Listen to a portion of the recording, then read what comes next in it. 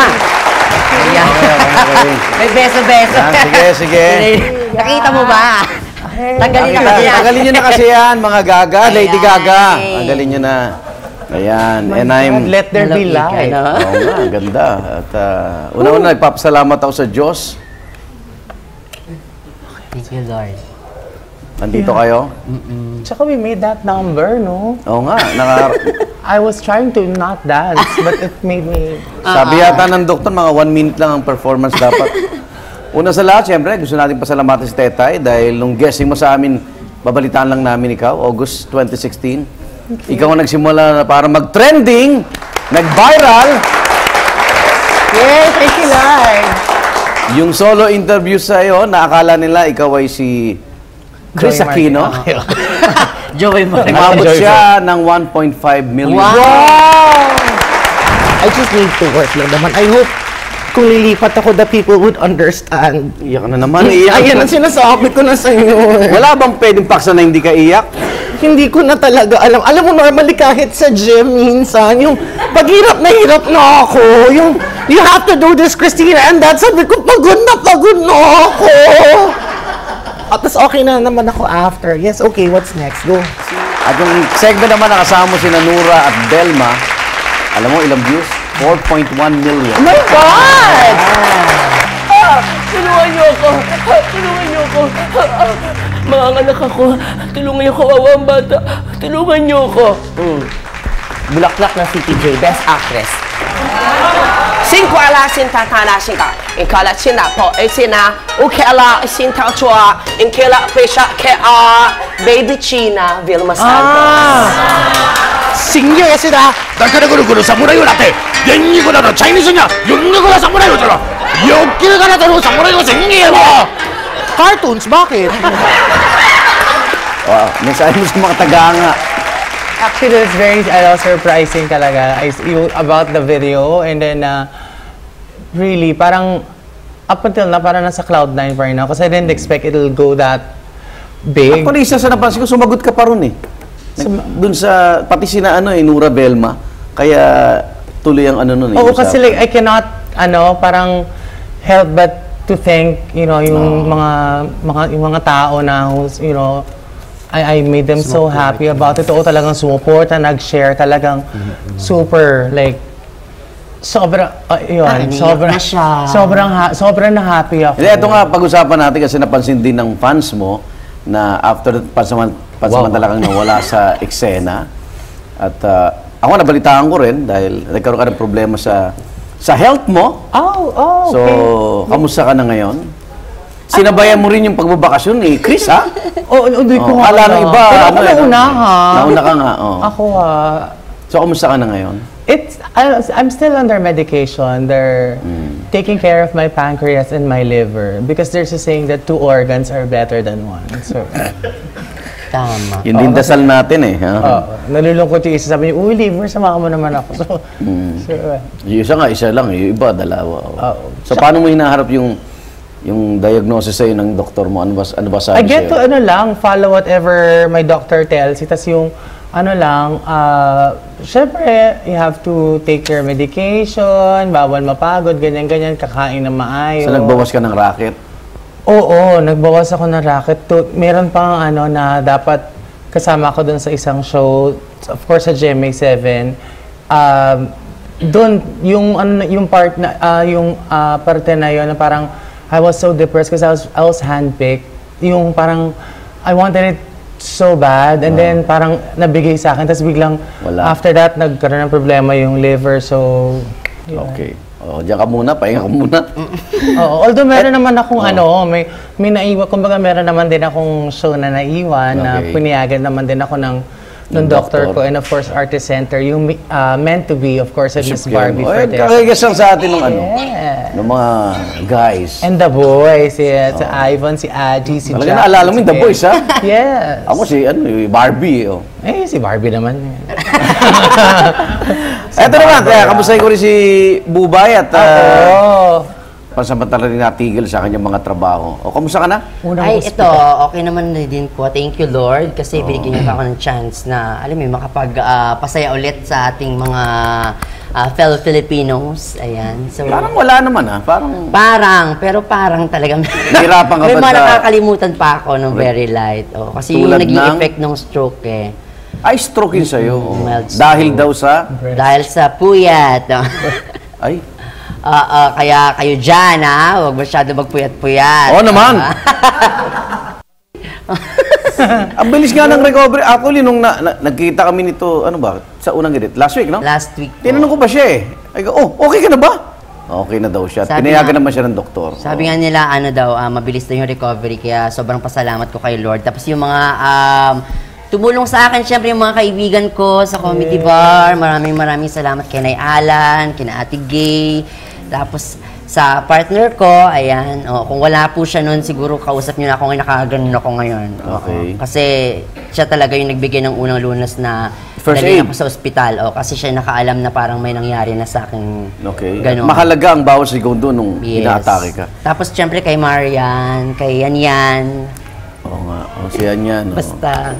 Para man sa kay Tetay, October 2016, nagkaroon benefit concert para sa iyo mga malalapit mong kaibigan. Yung One Friend, One Night, One Love. Ay, oo. O meron kang gustong pasalamatan doon? Of course. Actually, gumawa noon, yung kasama ko din namin sa sing-along. Of course, I'd like to thank Miss Anton Diva for, for fixing everything. Tapos sa mga, of course, yung bar na pinag-workan ko, Punchline, Laugh Line, na pinayagan na mangyari yung show sa mga managers namin. And then, of course, yung mga umattend yung mga nag-perform, of course, Ate Regine, Miss Regine Velasquez, Alcacid, si Miss Jaya. I just want to thank them so much, of course. Okay. At eto para palakasin lalo ang loob nyo, Tetay at Bubay, sa Ay, kanilang gusto ko yun. laban, para magkaroon kayo ng mabuting kalusugan. At yun ang dinadasal namin, kailangan Thanks, you makasama pa guys. namin kayo na matagal. Yes. Best of luck sa kami sa'yo. Uy! Dalawa sa mga taong naging sandigan nyo nung panahon ng inyong pagsubok. Unahin ko lang si Bubay. Isa sa mga nag-alaga sa kanya nung siya'y may stroke. Narito po si Kent Basquir. Oh my God! Ayan, iniwan mo sa bahay. Akala mo, ayan, nandiyan si Kent. Welcome sa Tuwak, Kent. Ayan. Ano ba yan? Tetay, narito ang kaibigan mo, si MC Moa.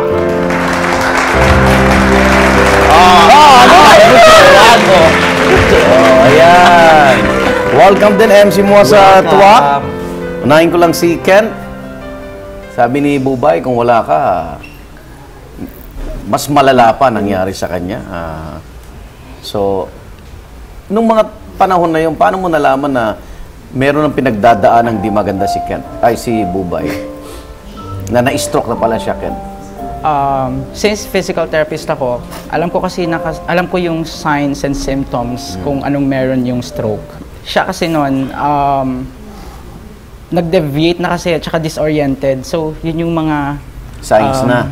criteria Oo. na parang sign na ito ng stroke. Oh. So, ano unang-una mong ginawa? Kasi meron dyan nanonood, no? Na ito na yung mga sintomas. Ano yung unang mong ginawa para mabilis din yung recovery niya? Once na disoriented, hindi na nagpa-follow ng commands, idiretso na yan sa hospital. Diniretso mo siya. Para maibsan yung yung... Ikaw ba nakilala pa ni Bubay that time o hindi na rin? Nakikilala, pero nung papunta na po kami ng hospital, parang nag-aggravate na yung condition. Oo. Na parang grabe na talaga. Doon na ako nag-start na kabahan. Kasi kalmado pa ako nung una eh. Okay. So, gaano ba katagal na kayo'y magka-relasyon ni Bubay? 4 years. 4 years. Kent, anong payo mo kay Bubay? Baby, Wow! Ang haba ng hair, may kulay pa! Okay. Oh, baby! Tawag ko naman sa kanya Aling. Hindi kita tinatanong. Aling baby. Aling baby? Aling baby ka dyan. Oh. Go ahead, Ken. I know you're still coping up sa nangyari. Pero hindi ko alam. Pero hindi pa ako sure na magaling ka na kasi yung birthday ko hindi mo pa alam. Yun na lang. Hindi matanda. Hindi pa rin niya matanda. Pero kasi di memory niya, may na-apekto. Okay Pero lang. okay lang yun. Pero yung recovery naman niya okay na. Okay, magaling na siya. Bubay, anong mensahe mo kay Ken?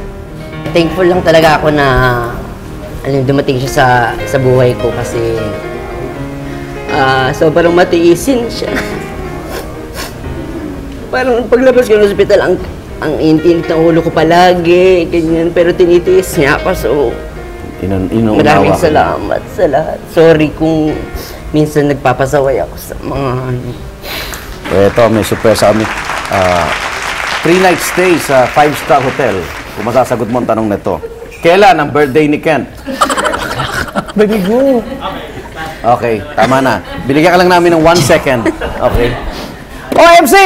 Yes! Nako, alam mo, ang dami nagmahal kay Tetay at salamat, nandiyan ka. So, ano masasabi mo sa kaibigan? Ito si Tetay mo, patuloy pa hong ano to ha.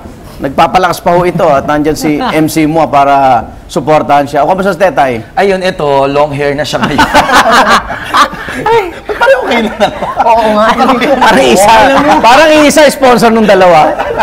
Oo, yung hospital namin, may salon sa loob. Gaano katagal na kayo magkaibigan ni Tetay? Ay, matagal na. Parang wala pa siya sa punchline, laugh line. Okay.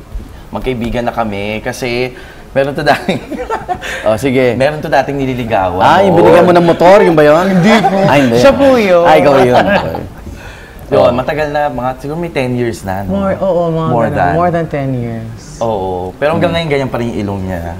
Oh, actually, pumayat yung katawan niya, pero yung ilong niya hindi.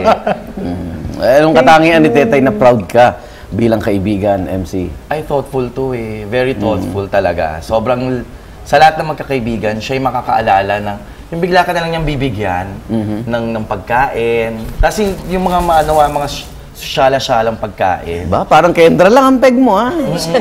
Yung pagkain, mga pagkain. Hello, mga paksiw, ganyan. Ganun. Paksiw! Paksiw with truffle oil. Ako, akala ko, pancreas lang ang may problema sa kanya. Yung pala, may isa pa siyang, yung ilong din po. Hindi, ano? Ano yun? May problema ba?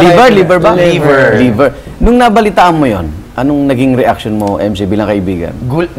Gulat kasi, biglaan kasi yung sa kanya eh. Biglaan din. Dahil one time, after ng show namin, kumain kami sa isang fast food. Tapos hindi niya nakain yung isang rice, hindi niya naubos. Kaya gulat ako and knowing him, ang lakas kumain nito. Inglesera lang to pero jologs to kumain. Sobra naman yung ano. Gumagawa ko ng waiting shade mo. So yun, so agad-agad, sinabi ko sa kanya, pa-check up ka. So, kinontak ko yung brother ko na doktor.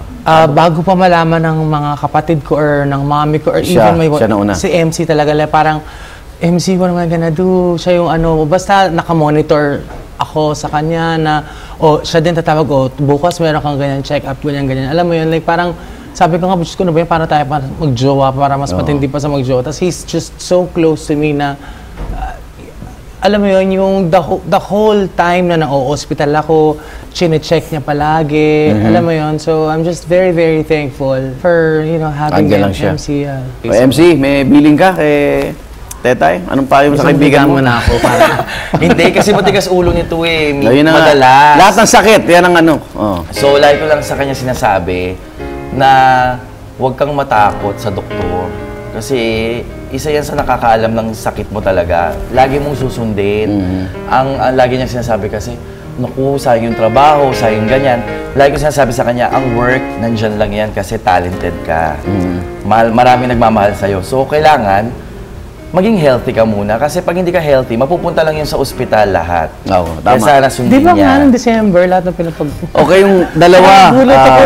itong Thank pagsubok you na for dumating coming. sa inyong, sabi nga, kalusugan, Bubay, meron bang aral na itinuro yan sa'yo? Ayun na, natutunan ko na alam Na matulog? Oo, matulog talaga. Importante talaga yung tulog na... Yun din, may nag-advise din sa akin nun, yung anin mo nga yung madaming racket kung nandun ka na sa langit, di ba? Kaya iniipon lang natin pang pabayad ng pangbayad doktor at ng gamot, That's no? true, Di ba? actually. Hospital. Ikaw, Tetay, Health is anong aral? wealth. You have to take, no matter how much money you have, tama yun, sinabi mo na, tas doon din naman mapupunta sa hospital. So, alagaan mo muna yung sarili mo para mas ma-enjoy mo yung pinagkakakitaan mo. Tetay Bubay, mga kapuso! At yan, siyempre, yung mga si Ken at si MC, maraming salamat sa at nandiyan kayo sa likod nitong dalawang ito.